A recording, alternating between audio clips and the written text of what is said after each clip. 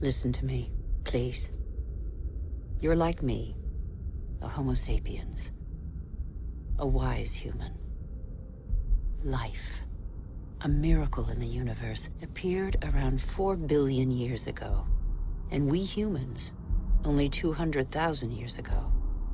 Yet we have succeeded in disrupting the balance that is so essential to life. Listen carefully to this extraordinary story, which is yours, and decide what you want to do with it.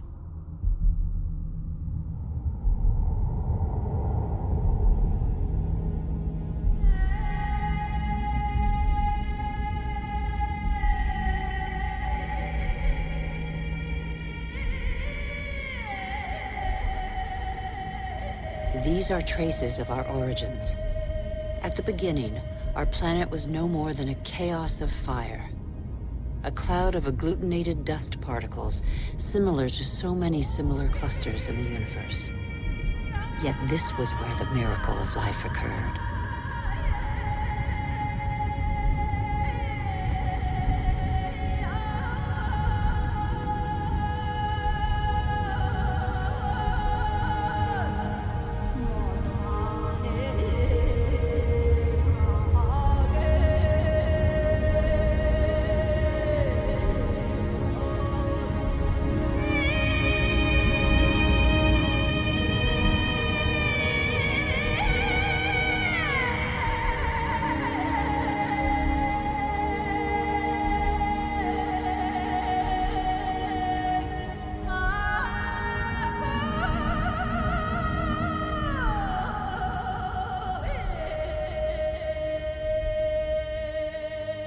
Today, life, our life, is just a link in a chain of innumerable living beings that have succeeded one another on Earth over nearly 4 billion years. And even today, new volcanoes continue to sculpt our landscapes. They offer a glimpse of what our Earth was like at its birth. Molten rock surging from the depths, solidifying, cracking, blistering or spreading in a thin crust before falling dormant for a time.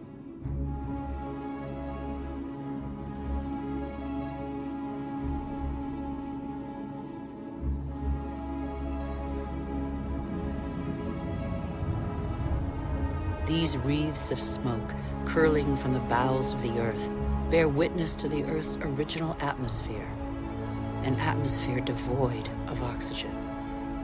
A dense atmosphere, thick with water vapor, full of carbon dioxide. A furnace.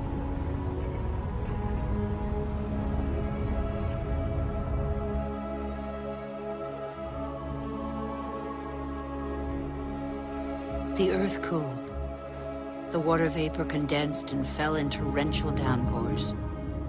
At the right distance from the sun, not too far, not too near, the Earth's perfect balance enabled it to conserve water in liquid form. The water cut channels. They are like the veins of a body, the branches of a tree, the vessels of the sap that the water gave to the Earth.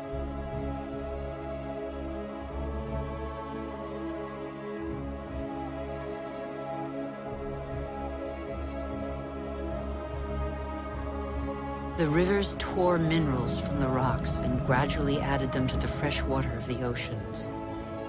And the oceans became heavy with salt.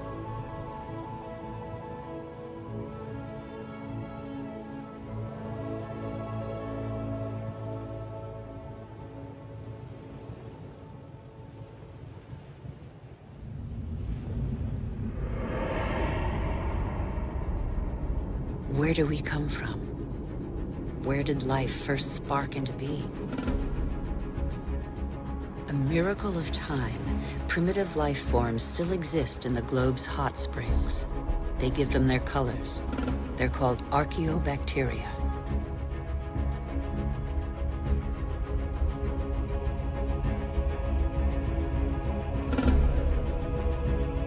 They all feed off the Earth's heat, all except the cyanobacteria, or blue-green algae. They alone have the capacity to turn to the sun to capture its energy. They are a vital ancestor of all yesterday's and today's plant species. These tiny bacteria and their billions of descendants changed the destiny of our planet. They transformed its atmosphere.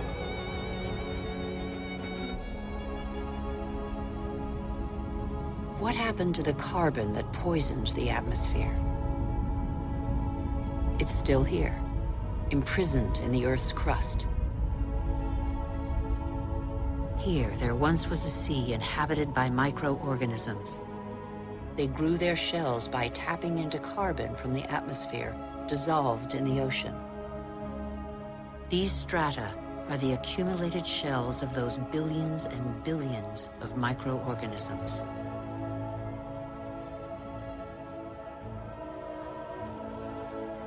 Thanks to them, the carbon drained from the atmosphere and other life forms could develop. It is life that altered the atmosphere. Plant life fed off the sun's energy, which enabled it to break apart the water molecule and take the oxygen. And oxygen filled the air. The Earth's water cycle is a process of constant renewal. Waterfalls, water vapor, clouds, rain, springs, rivers, seas, oceans, glaciers. The cycle is never broken. There's always the same quantity of water on Earth. All the successive species on Earth have drunk the same water. The astonishing matter that is water, one of the most unstable of all. It takes a liquid form as running water, gaseous as vapor, or solid as ice. In Siberia, the frozen surfaces of the lakes in winter contain the traces of the forces that water deploys when it freezes. Lighter than water, the ice floats. It forms a protective mantle against the cold, under which life can go on.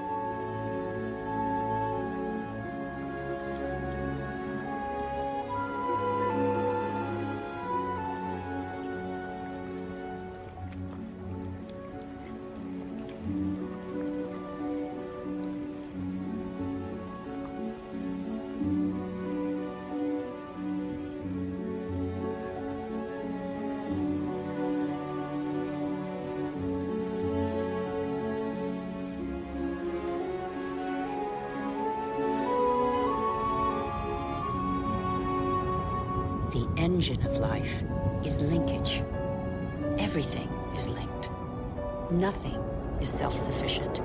Water and air are inseparable, united in life and for our life on Earth. Sharing is everything.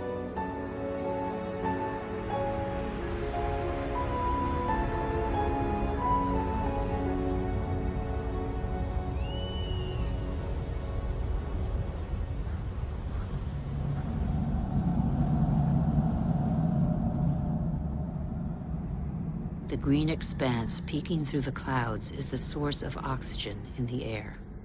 70% of this gas, without which our lungs cannot function, comes from the algae that tint the surface of the oceans. Our Earth relies on a balance in which every being has a role to play and exists only through the existence of another being. A subtle, fragile harmony that is easily shattered.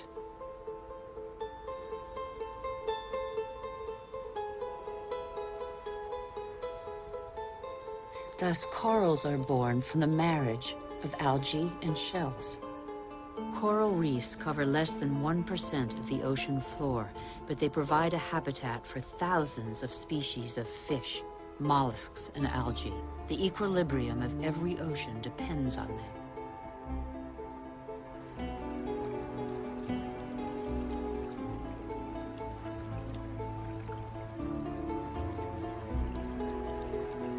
The Earth counts time in billions of years. It took more than 4 billion years for it to make trees. In the chain of species, trees are a pinnacle, a perfect living sculpture. Trees defy gravity. They are the only natural element in perpetual movement toward the sky. They grow unhurriedly toward the sun that nourishes their foliage.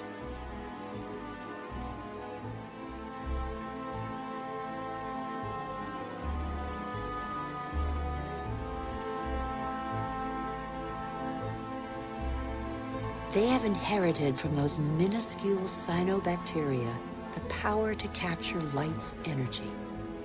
They store it and feed off it, turning it into wood and leaves, which then decompose into a mixture of water, mineral, vegetable, and living matter. And so, gradually, soils are formed.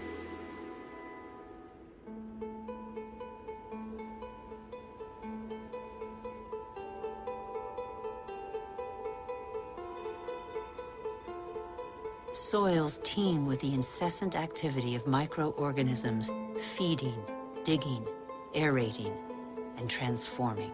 They make the humus, the fertile layer to which all life on land is linked.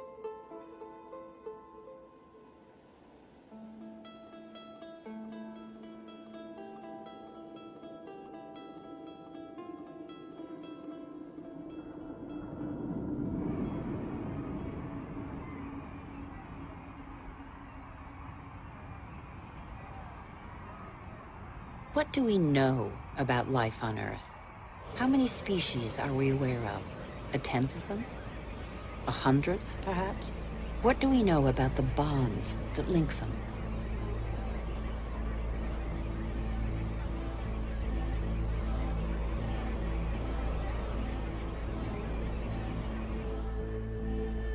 The Earth is a miracle. Life remains a mystery.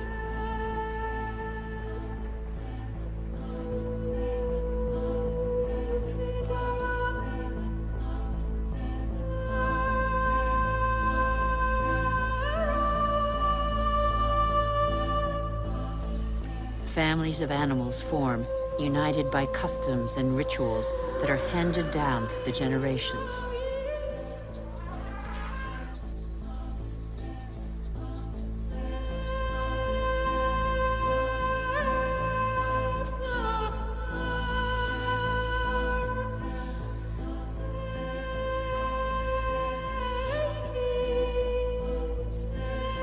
Some adapt to the nature of their pasture, and their pasture adapts to them. And both gain. The animal sates its hunger, and the tree can blossom again.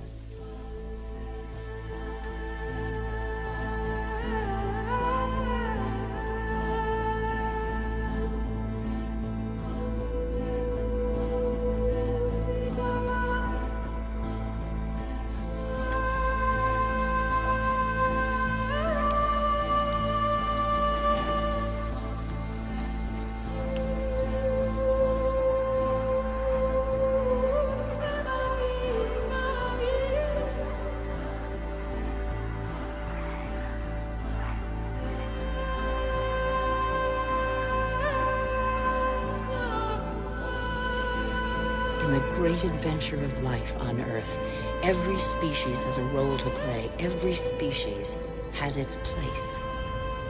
None is futile or harmful. They all balance out.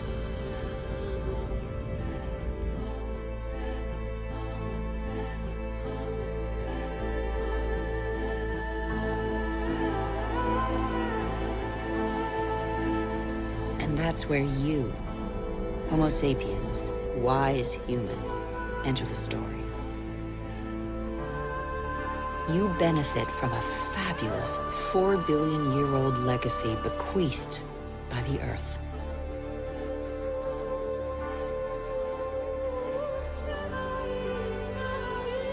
You're only 200,000 years old, but you have changed the face of the world. despite your vulnerability, you have taken possession of every habitat and conquered swaths of territory like no other species before you.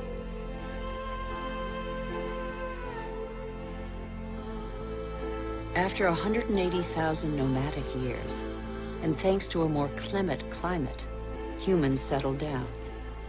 They no longer depended on hunting for survival. They chose to live in wet environments that abounded in fish, game, and wild plants, there where land, water, and life combine.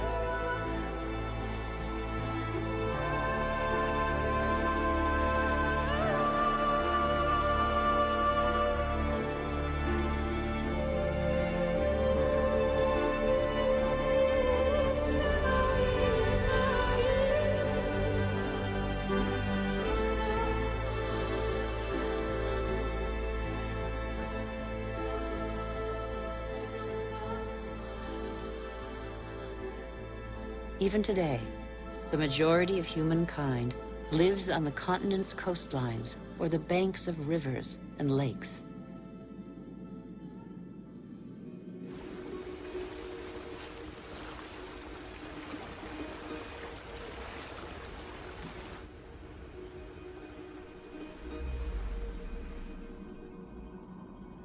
Across the planet, 1 person in 4 lives as humankind did 6,000 years ago. Their only energy, that which nature provides, season after season. It's the way of life of 1.5 billion people, more than the combined population of all the wealthy nations.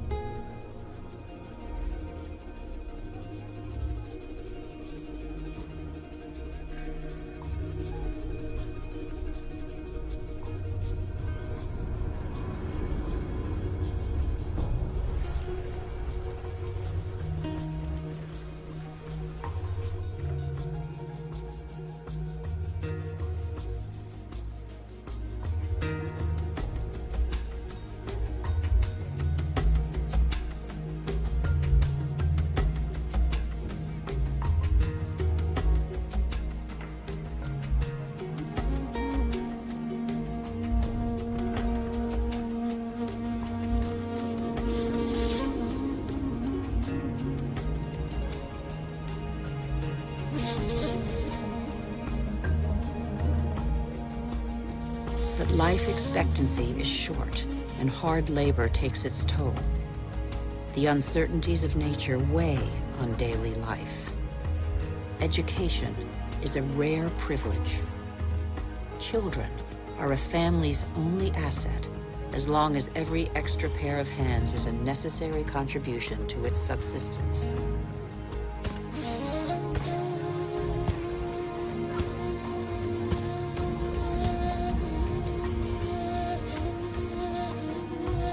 Humanity's genius is to have always had a sense of its weakness. The physical energy and strength with which nature insufficiently endowed humans is found in animals that help them to discover new territories.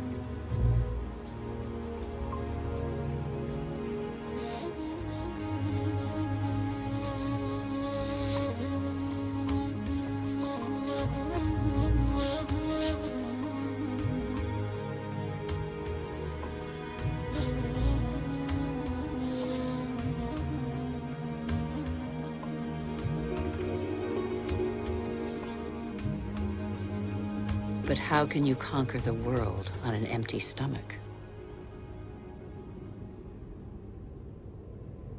The invention of agriculture turned our history on end. It was less than 10,000 years ago. Agriculture was our first great revolution.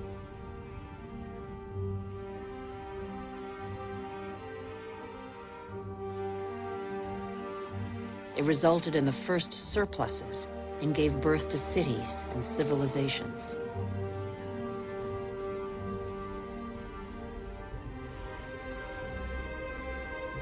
The memory of thousands of years scrabbling for food faded.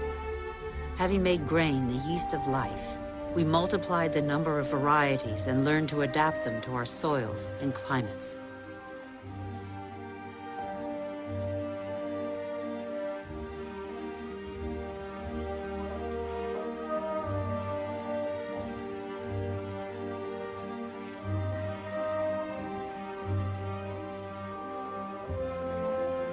We're like every species on Earth. Our principal daily concern is to feed ourselves. When the soil is less than generous and the water becomes scarce, we are able to deploy prodigious efforts to extract from the land enough to live on.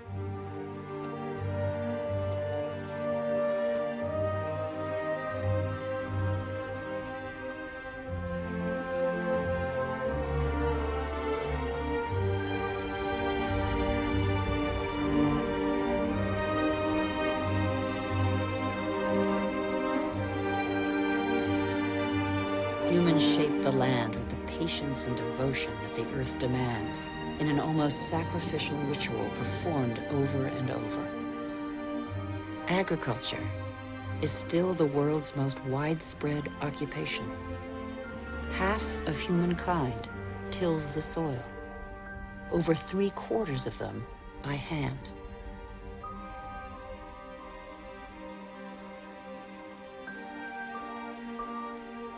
Agriculture is like a tradition handed down from generation to generation in sweat, graft, and toil, because for humanity, it is a prerequisite of survival.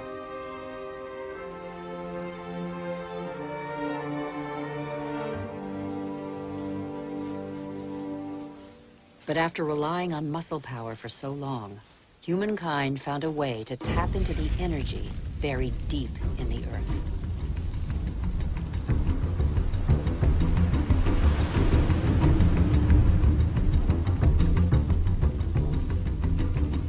These flames are also from plants, a pocket of sunlight, pure energy, the energy of the sun, captured over millions of years by millions of plants more than 100 million years ago. It's coal, it's gas, and above all, it's oil.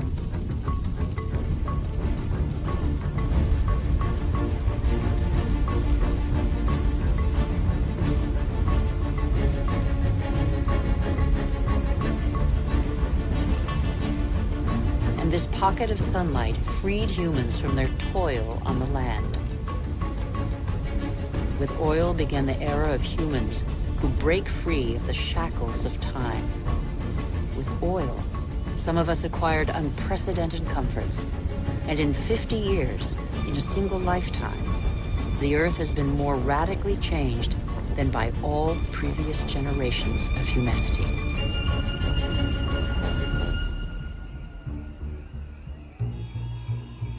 Faster and faster. In the last 60 years, the Earth's population has almost tripled, and over 2 billion people have moved to the cities.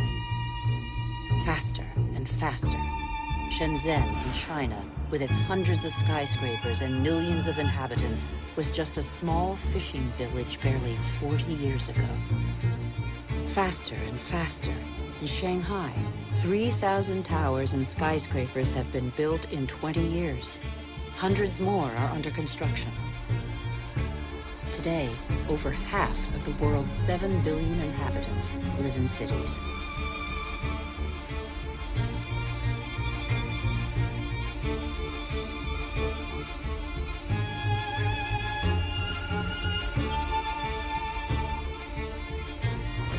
New York, the world's first megalopolis, is the symbol of the exploitation of the energy the Earth supplies to human genius. The manpower of millions of immigrants, the energy of coal, the unbridled power of oil.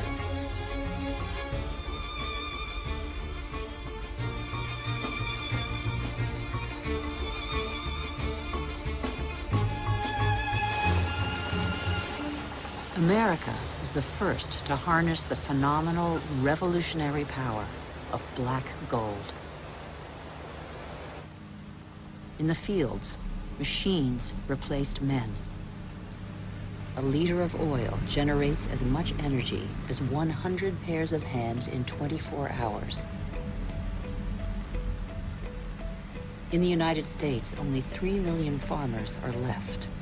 They produce enough grain to feed 2 billion people. But most of that grain is not used to feed people. Here, and in all other industrialized nations, it's transformed into livestock feed, or biofuels.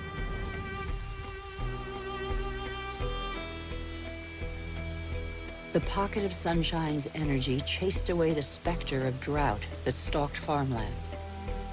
No spring escapes the demands of agriculture, which accounts for 70% of humanity's water consumption.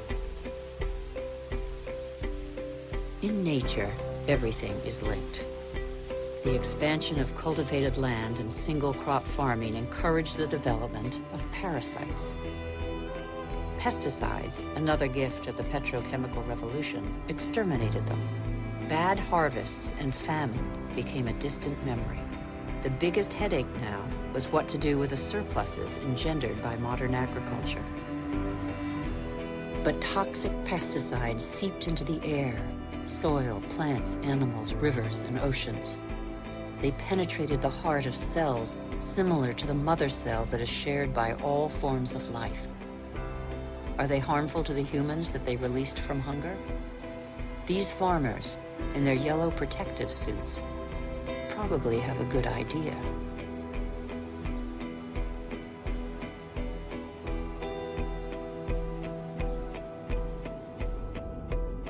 Then came fertilizers, another petrochemical discovery. They produced unprecedented results on plots of land thus far ignored.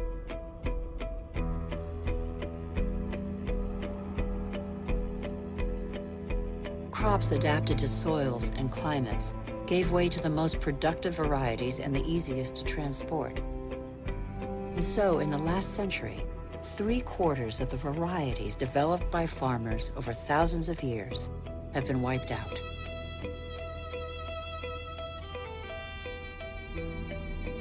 As far as the eye can see, fertilizer below, plastic on top. The greenhouses of Almeria in Spain are Europe's vegetable garden. A city of uniformly sized vegetables waits every day for the hundreds of trucks that will take them to the continent's supermarkets. The more a country develops, the more meat its inhabitants consume. How can growing worldwide demand be satisfied without recourse to concentration camp-style cattle farms? Faster and faster, like the life cycle of livestock which may never see a meadow. Manufacturing meat faster than the animal has become a daily routine. In these vast food lots trampled by millions of cattle, not a blade of grass grows.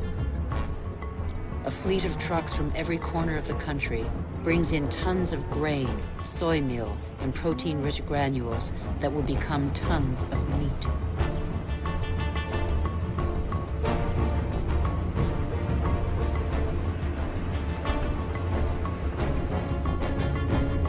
The result is that it takes 100 liters of water to produce 1 kilogram of potatoes, 4,000 liters for 1 kilo of rice, and 13,000 liters for 1 kilo of beef, not to mention the oil guzzled in the production process and transport.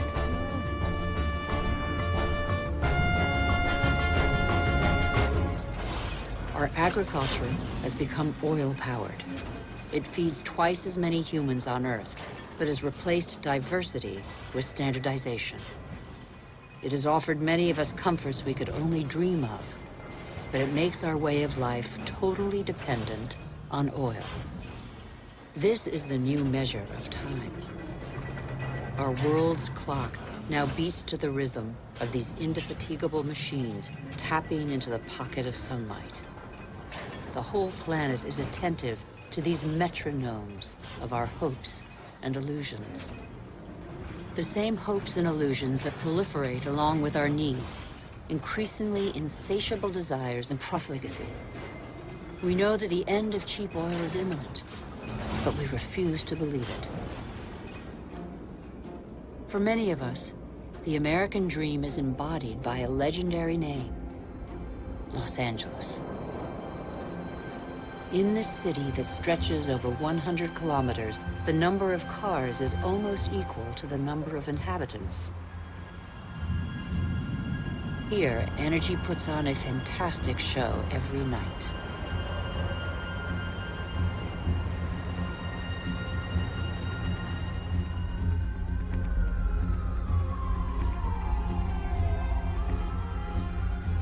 The days seem to be no more than the pale reflection of nights that turn the city into a starry sky.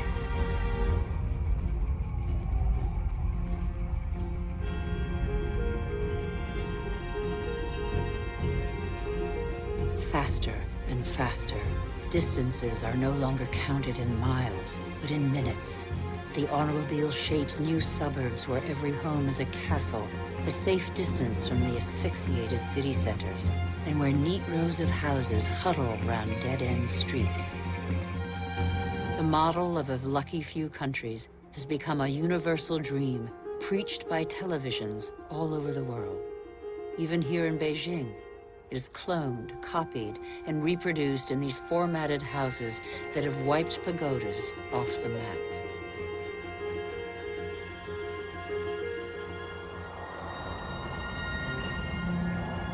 The automobile has become the symbol of comfort and progress.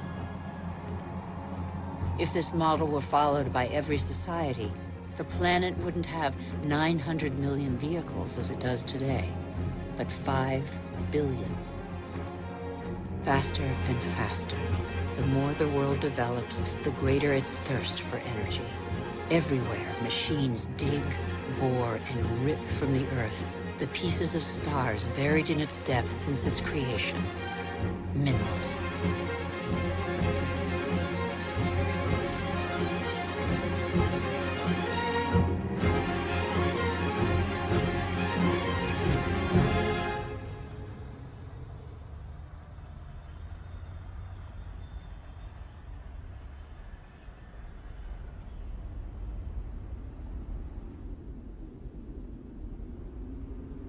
As a privilege of power, 80% of this mineral wealth is consumed by 20% of the world's population.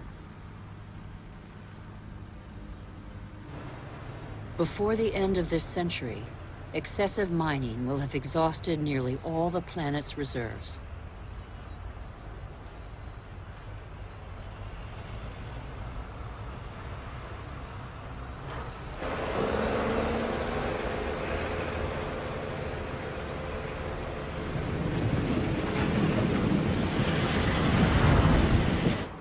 Faster and faster. Shipyards churn out oil tankers, container ships, and gas tankers to cater for the demands of globalized industrial production. Most consumer goods travel thousands of kilometers from the country of production to the country of consumption. Since 1950, the volume of international trade has increased 20 times over.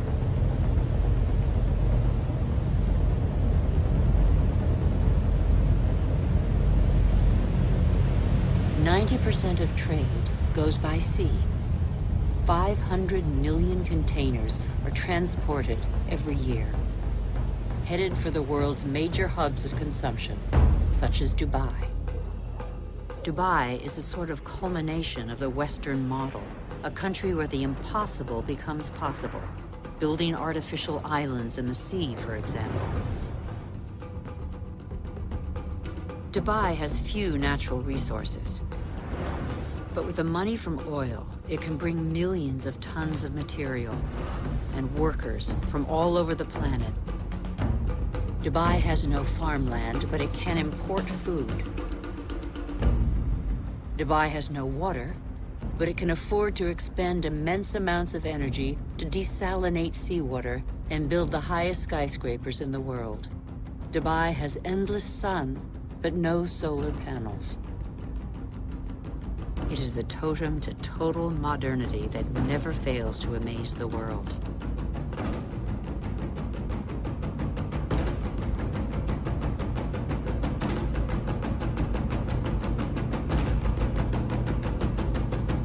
Dubai is like the new beacon for all the world's money.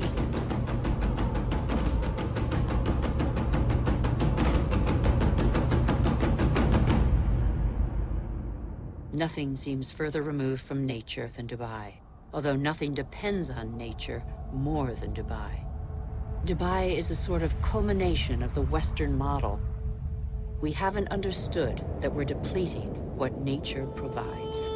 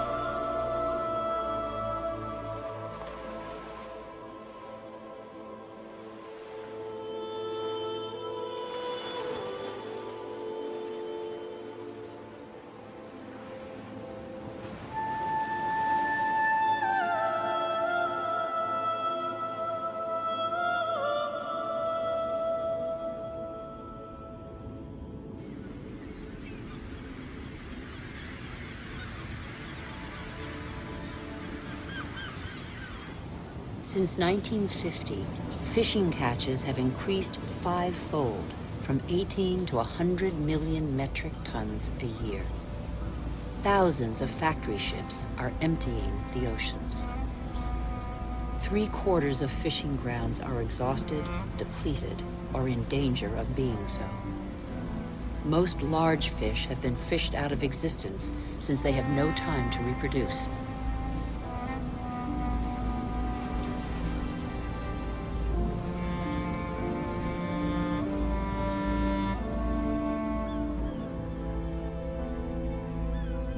We are destroying the cycle of a life that was given to us.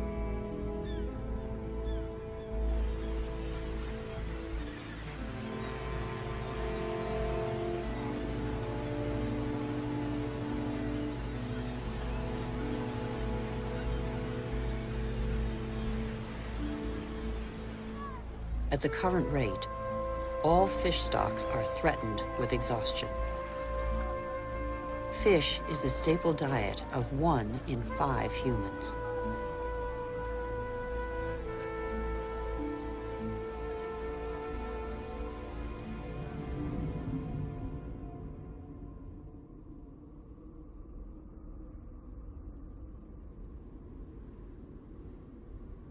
We have forgotten that resources are scarce.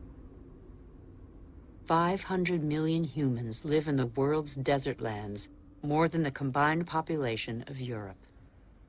They know the value of water. They know how to use it sparingly.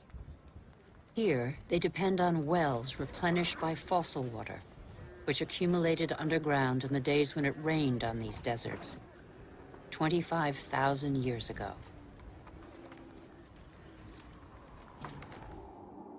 Fossil water also enables crops to be grown in the desert to provide food for local populations.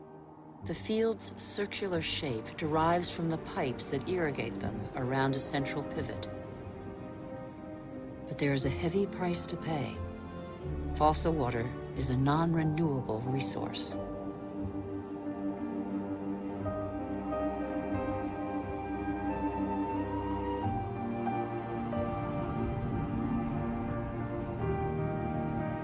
In Saudi Arabia, the dream of industrial farming in the desert has faded.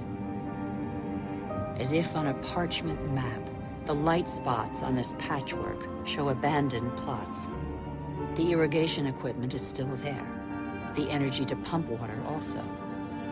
But the fossil water reserves are severely depleted.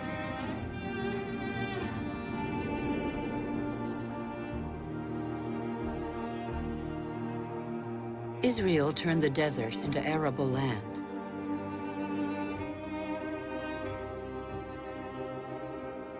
Even though these hothouses are now irrigated drop by drop, water consumption continues to increase along with exports.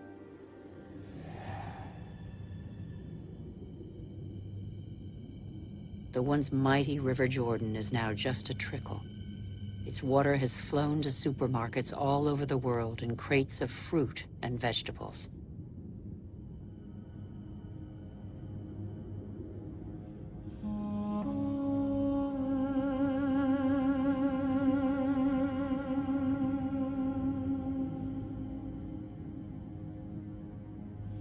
The Jordan's fate is not unique. Across the planet, one major river in 10 no longer flows into the sea for several months of the year.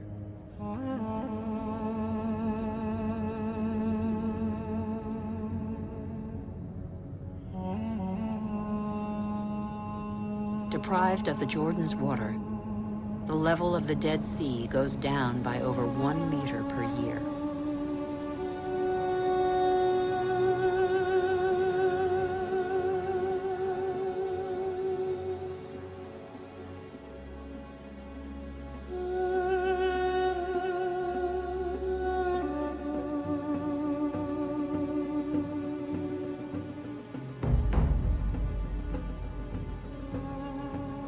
India risks being the country that suffers most from the lack of water in the coming century.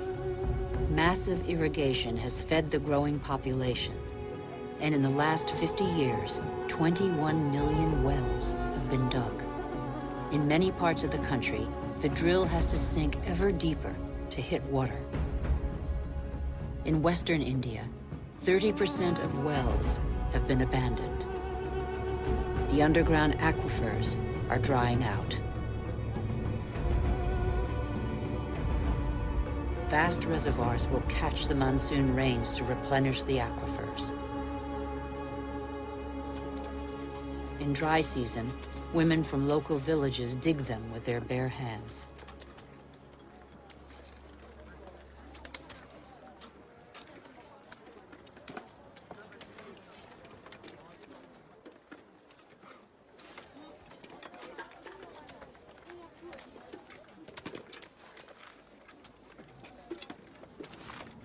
Thousands of kilometers away, 800 to 1,000 liters of water are consumed per person per day. Las Vegas was built out of the desert. Millions of people live there. Thousands more arrive every month.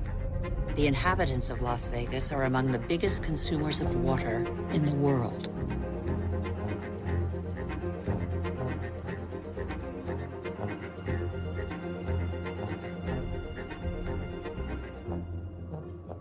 Palm Springs is another desert city with tropical vegetation and lush golf courses.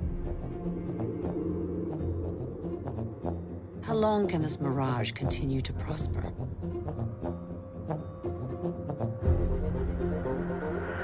The Earth cannot keep up. The Colorado River, which brings water to these cities, is one of those rivers that no longer reaches the sea. Water levels in the catchment lakes along its course are plummeting.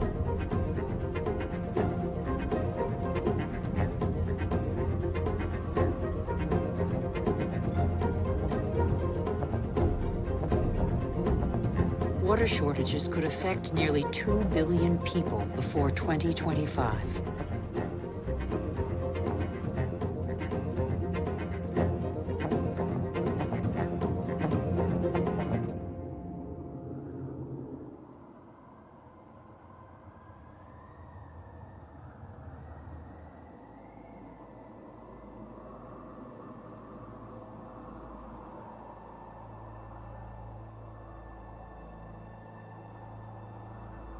The wetlands represent 6% of the surface of the planet. Under their calm water lies a veritable factory where plants and microorganisms patiently filter the water and digest all the pollution. These marshes are indispensable environments for the regeneration and purification of water. They are sponges that regulate the flow of water. They absorb it in the wet season and release it in the dry season.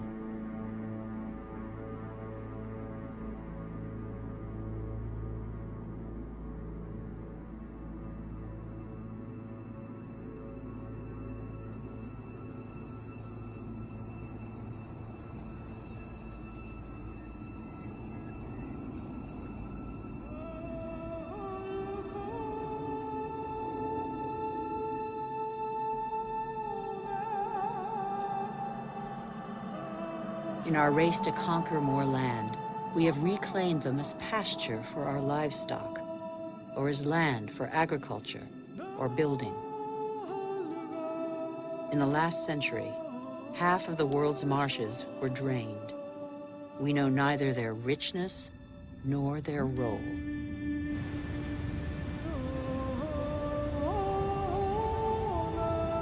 All living matter is linked. Water, air, soil, trees. The world's magic is right in front of our eyes.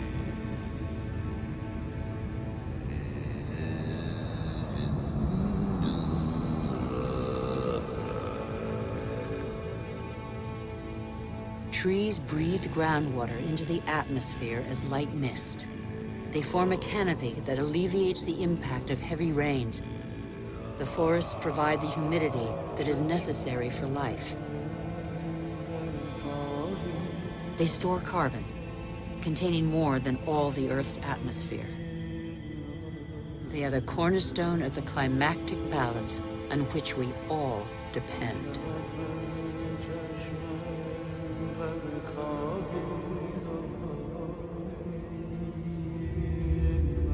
The trees of the primary forests provide a habitat for 3/4 of the planet's biodiversity.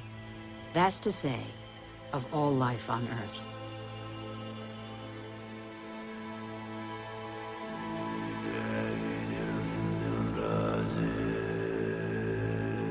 These forests provide the remedies that cure us. The substances secreted by these plants can be recognized by our bodies. Our cells talk the same language. We are of the same family.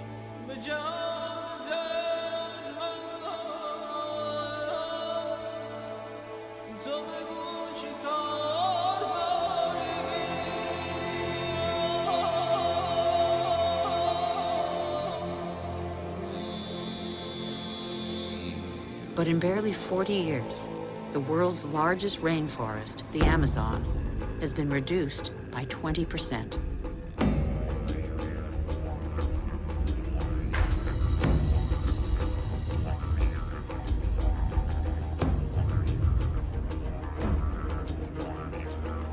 The forest gives way to cattle ranches or soybean farms. 95% of these soybeans are used to feed livestock and poultry in Europe and Asia. And so, a forest is turned into meat.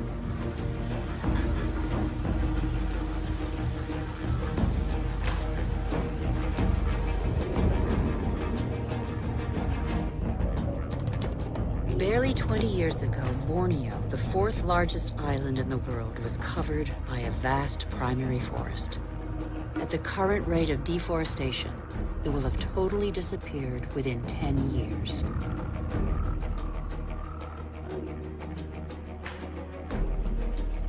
Living matter bonds water, air, earth, and the sun.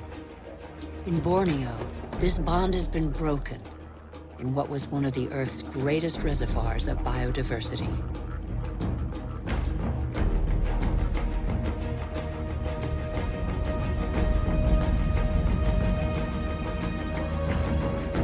This catastrophe was provoked by the decision to produce palm oil, one of the most productive and consumed oils in the world, on Borneo. Palm oil not only caters to our growing demand for food, but also cosmetics, detergents, and increasingly, alternative fuels. The forest diversity was replaced by a single species, the oil palm. For local people, it provides employment. It is an agricultural industry.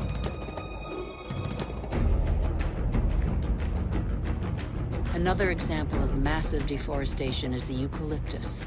Eucalyptus is used to make paper pulp.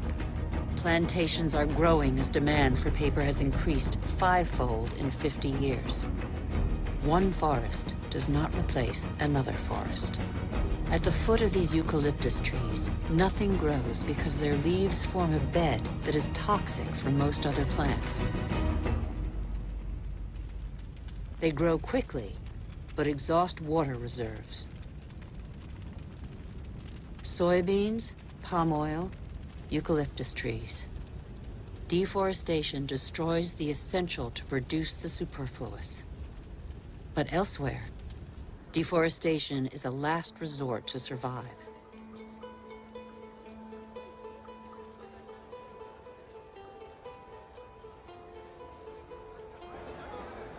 Over 2 billion people, almost a third of the world's population, still depend on charcoal.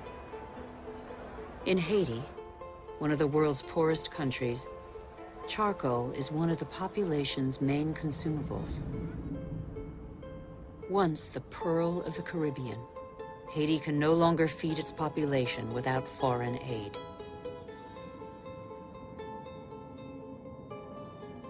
On the hills of Haiti, only 2% of the forests are left. Stripped bare, nothing holds the soils back. The rainwater washes them down the hillsides as far as the sea. What's left is increasingly unsuitable for agriculture.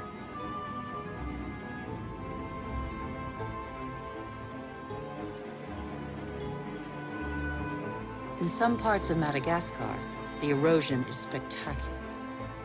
Whole hillsides bear deep gashes hundreds of meters wide. Thin and fragile, soil is made by living matter. With erosion, the fine layer of humus, which took thousands of years to form, disappears.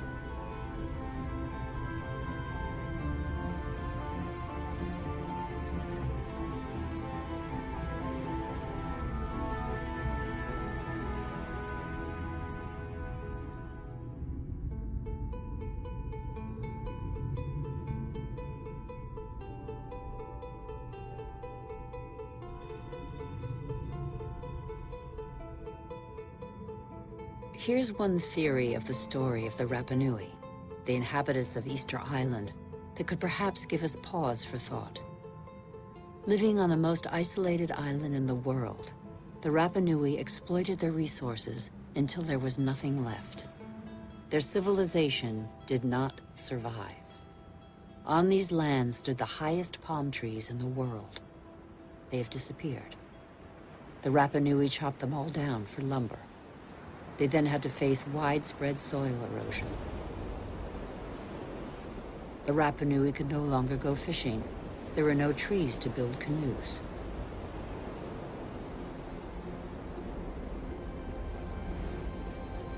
And yet the Rapa Nui formed one of the most brilliant civilizations in the Pacific.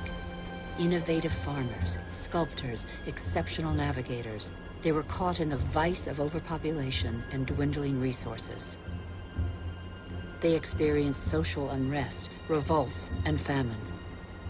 Many did not survive the cataclysm.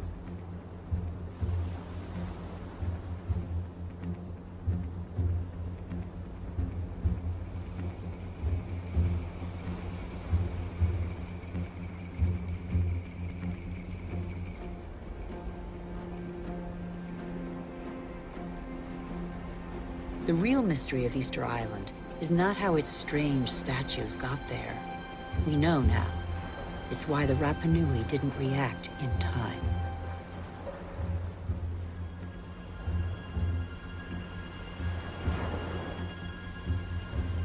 It's only one of a number of theories, but it has particular relevance to us today.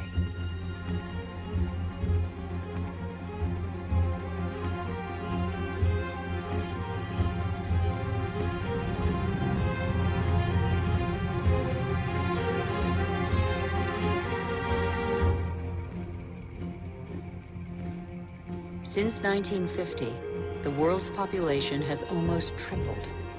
And since 1950, we have more fundamentally altered our island, the Earth, than in all of our 200,000-year history. Nigeria is the biggest oil exporter in Africa, and yet 70% of the population lives under the poverty line. The wealth is there, but the country's inhabitants don't have access to it. The same is true all over the globe. Half the world's poor live in resource-rich countries.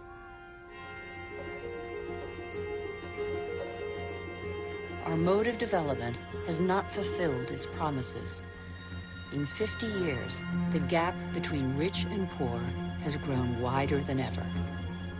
Today, half the world's wealth is in the hands of the richest 2% of the population.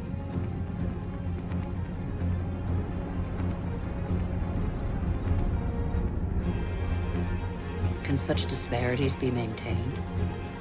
They're the cause of population movements whose scale we have yet to fully realize. The city of Lagos had a population of 700,000 in 1960. That will rise to 16 million by 2025. Lagos is one of the fastest growing megalopolises in the world. The new arrivals are mostly farmers forced off the land for economic or demographic reasons, or because of diminishing resources. This is a radically new type of urban growth driven by the urge to survive rather than to prosper.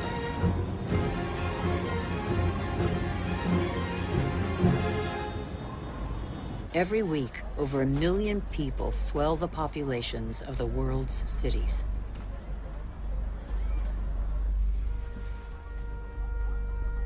One human being in 6 now lives in a precarious, unhealthy, overpopulated environment without access to daily necessities such as water, sanitation, or electricity.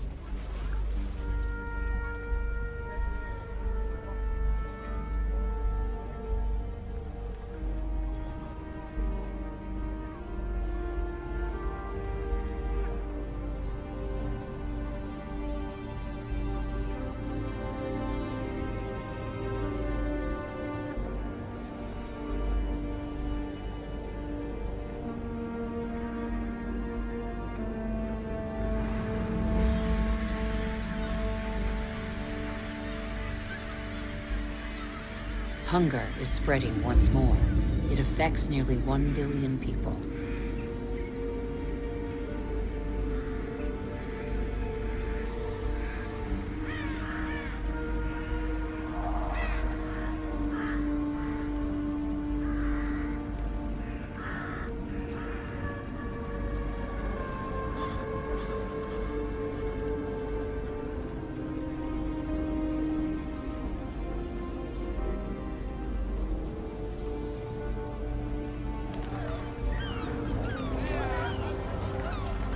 All over the planet, the poorest scrabble to survive on scraps, while we continue to dig for resources that we can no longer live without. We look farther and farther afield, in previously unspoilt territory, and in regions that are increasingly difficult to exploit.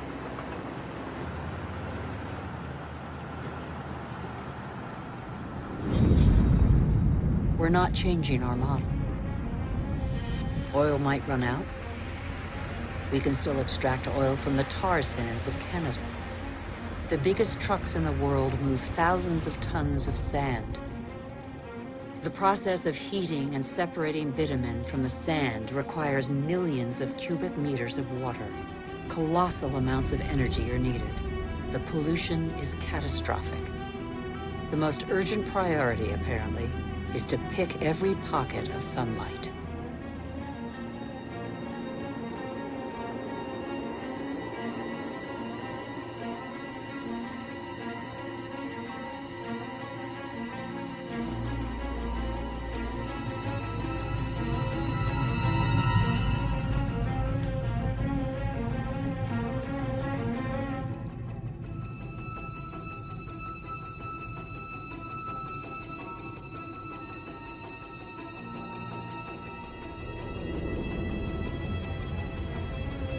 Our oil tankers are getting bigger and bigger. Our energy requirements are constantly increasing. We try to power growth like a bottomless oven that demands more and more fuel.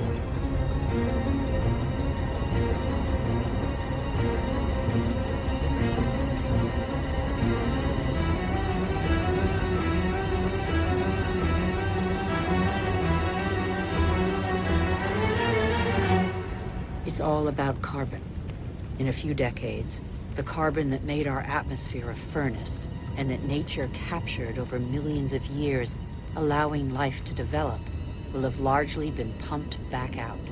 The atmosphere is heating up.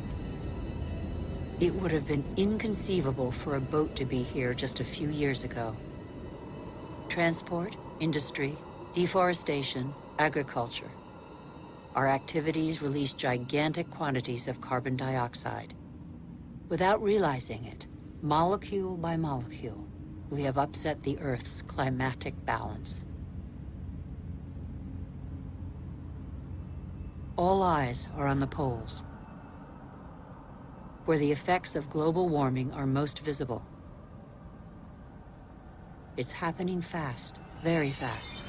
The Northwest Passage that connects America, Europe, and Asia via the pole is opening up. The Arctic ice cap is melting. Under the effect of global warming, the ice cap has lost 40% of its thickness in 40 years. Its surface area in the summer shrinks year by year. It could disappear in the summer months by 2030. Some say 2015.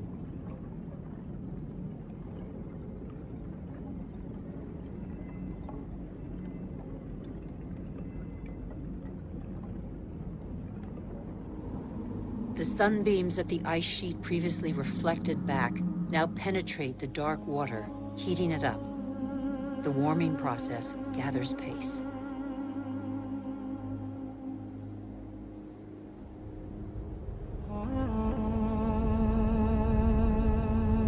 This ice contains the records of our planet. The concentration of carbon dioxide hasn't been so high for several 100,000 years. Humanity has never lived in an atmosphere like this.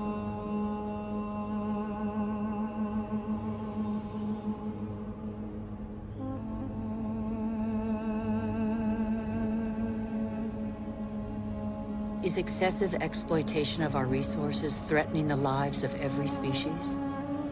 Climate change accentuates the threat.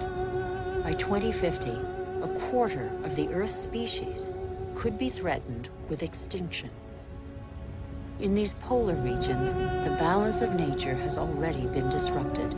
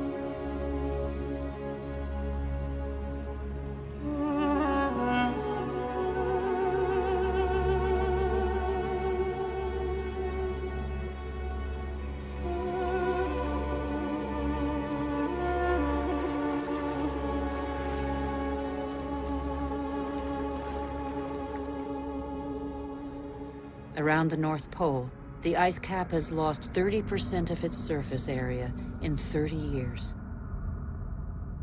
But as Greenland rapidly becomes warmer, the fresh water of a whole continent flows into the salt water of the oceans.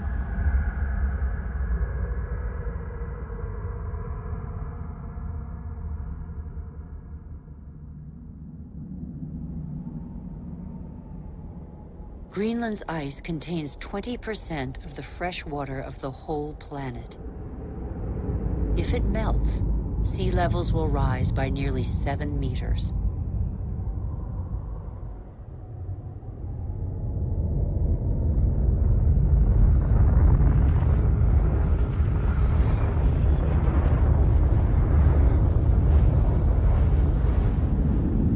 But there is no industry here. Greenland's ice sheet suffers from greenhouse gases emitted elsewhere on Earth. Our ecosystem doesn't have borders. Wherever we are, our actions have repercussions on the whole Earth. The atmosphere of our planet is an indivisible whole. It is an asset we share. On Greenland's surface, lakes are appearing on the landscape.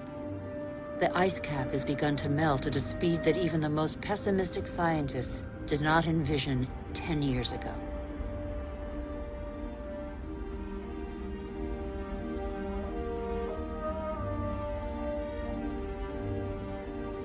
More and more of these glacier-fed rivers are merging together and burrowing through the surface. It was thought the water would freeze in the depths of the ice. On the contrary, it flows under the ice, carrying the ice sheet into the sea, where it breaks into icebergs.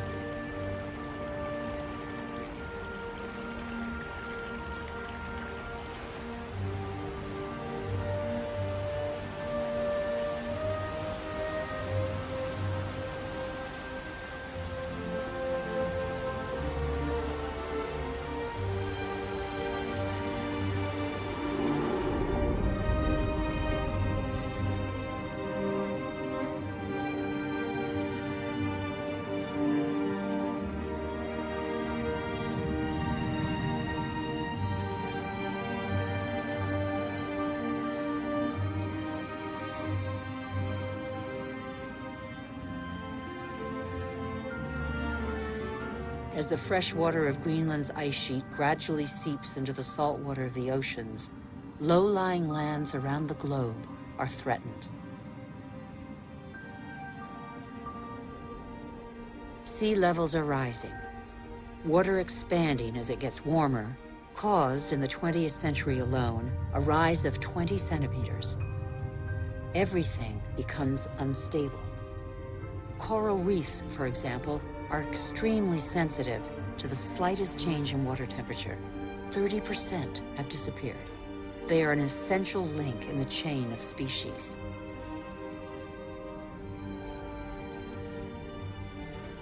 In the atmosphere, the major wind streams are changing direction. Rain cycles are altered.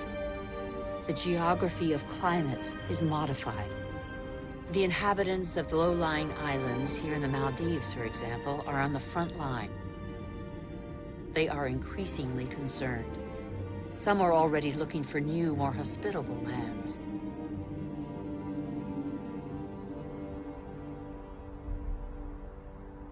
If sea levels continue to rise faster and faster, what will major cities like Tokyo, the world's most populous city, do? Every year, scientists' predictions become more and more alarming. 70% of the world's population lives on coastal plains. 11 of the 15 biggest cities stand on a coastline or river estuary. As the seas rise, salt will invade the water table, depriving inhabitants of drinking water. Migratory phenomena are inevitable. The only uncertainty concerns their scale.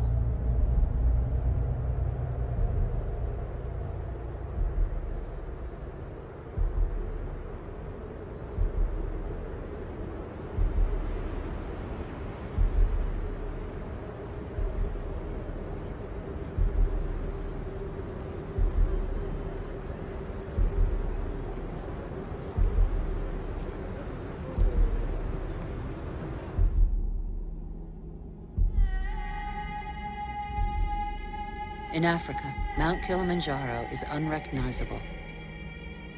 80% of its glaciers have disappeared. In summer, the rivers no longer flow. Local peoples are affected by the lack of water. Even on the world's highest peaks, in the heart of the Himalayas, eternal snows and glaciers are receding. Yet these glaciers play an essential role in the water cycle.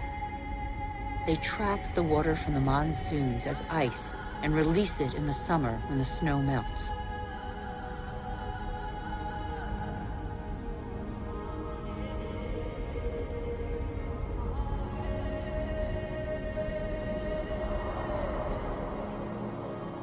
The glaciers of the Himalayas are the source of all the great Asian rivers, the Indus, Ganges, Mekong, Yangtze-Kiang. 2 billion people depend on them for drinking water and to irrigate their crops, as in Bangladesh. On the delta of the Ganges and Brahmaputra, Bangladesh is directly affected by the phenomena occurring in the Himalayas and at sea level.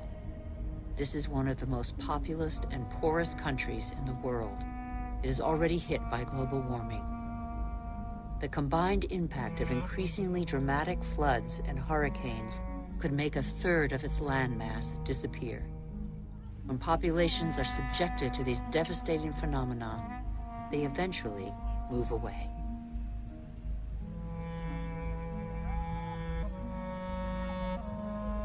Wealthy countries will not be spared. Droughts are occurring all over the planet.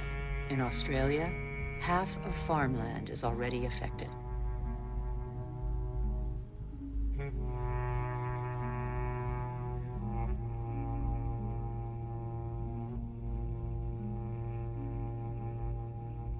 We are in the process of compromising the climactic balance that has allowed us to develop over 12,000 years.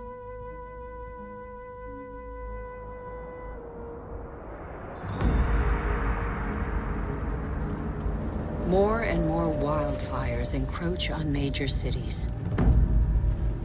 In turn, they exacerbate global warming. As the trees burn, they release carbon dioxide. The system that controls our climate has been severely disrupted. The elements on which it relies have been disrupted.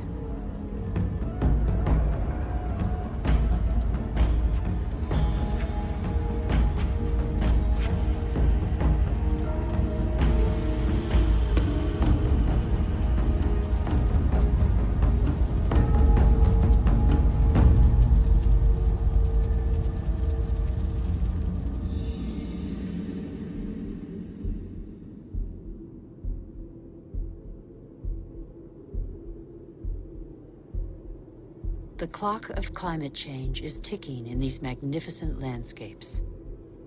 Here in Siberia and elsewhere across the globe, it is so cold that the ground is constantly frozen.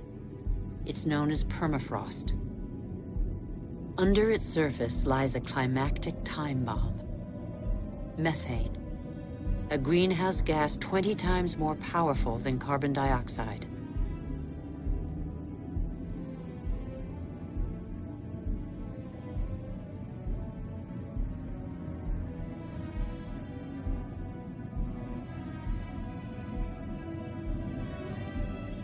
If the permafrost melts, the methane released would cause the greenhouse effect to race out of control with consequences no one can predict.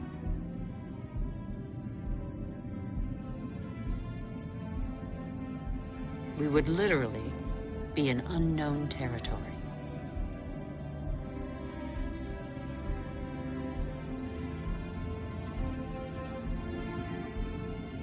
Humanity has no more than 10 years to reverse the trend and avoid crossing into this territory. Life on Earth as we have never known it.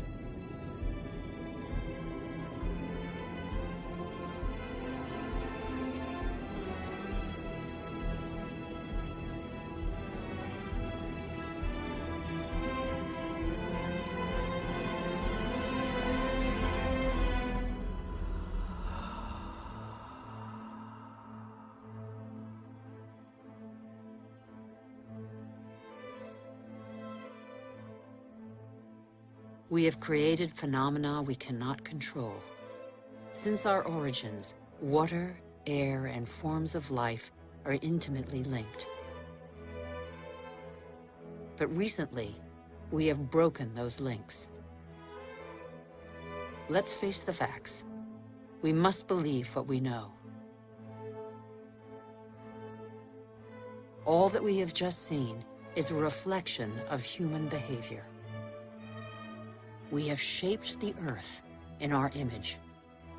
We have very little time to change. How can this century carry the burden of 9 billion human beings if we refuse to be called to account for everything we alone have done.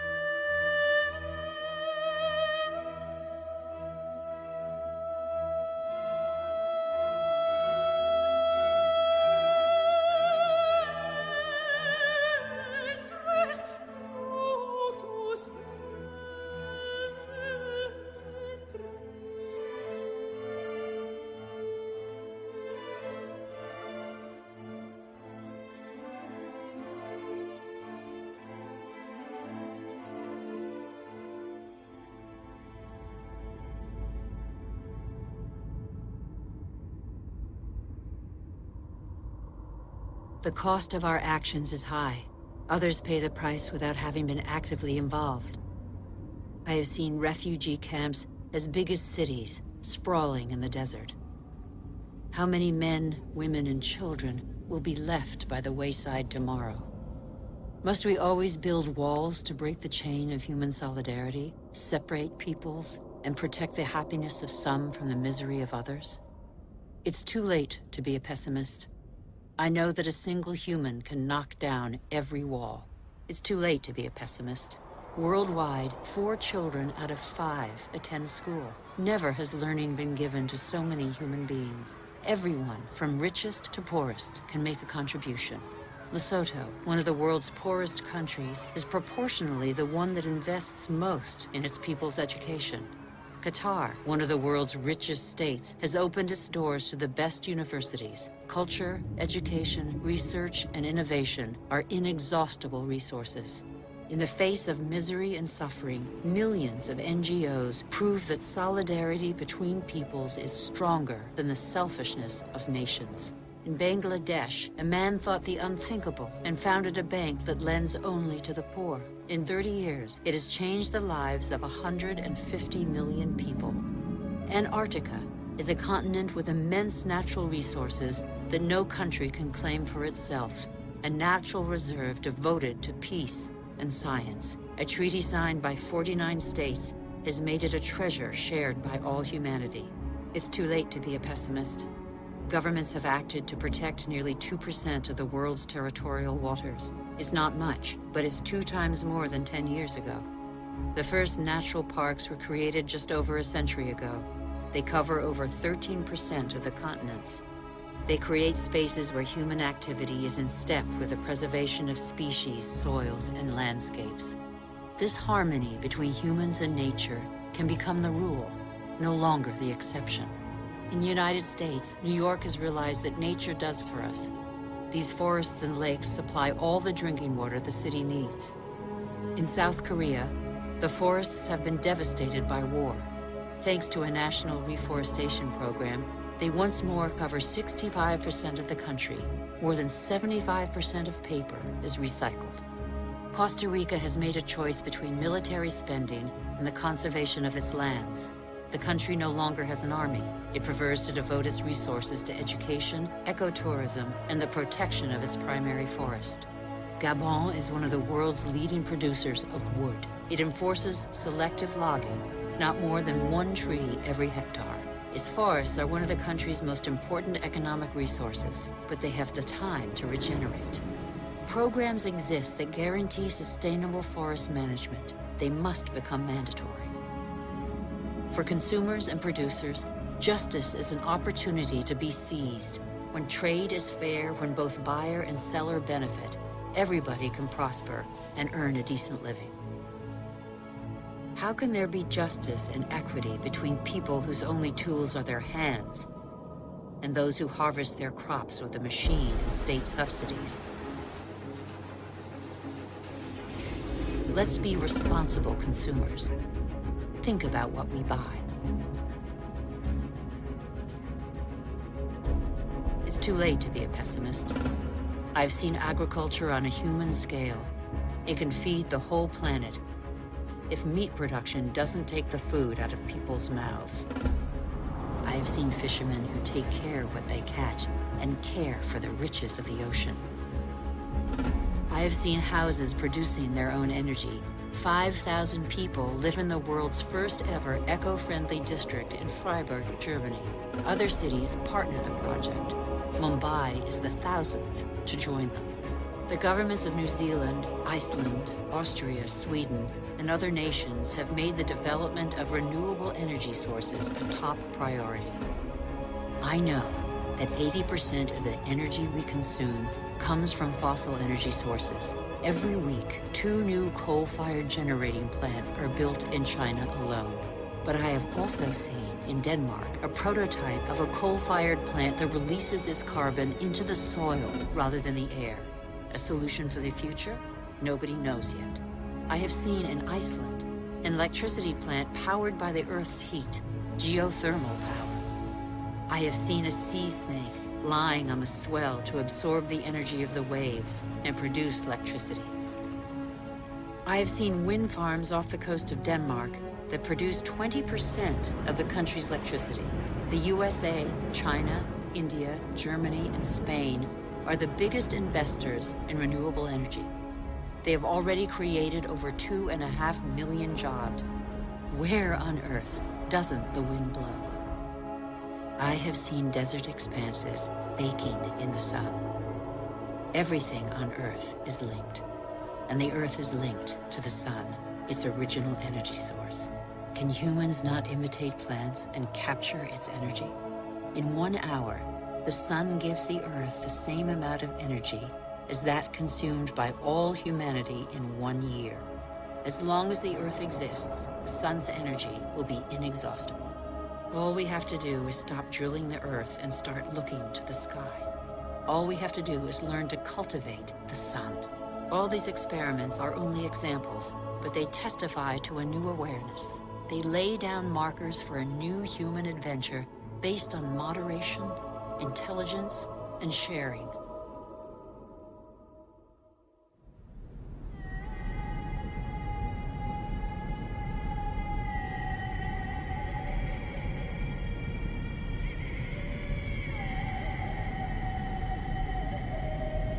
It's time to come together. What's important is not what's gone, but what remains. We still have half the world's forests, thousands of rivers, lakes, and glaciers, and thousands of thriving species. We know that the solutions are there today. We all have the power to change. So what are we waiting for?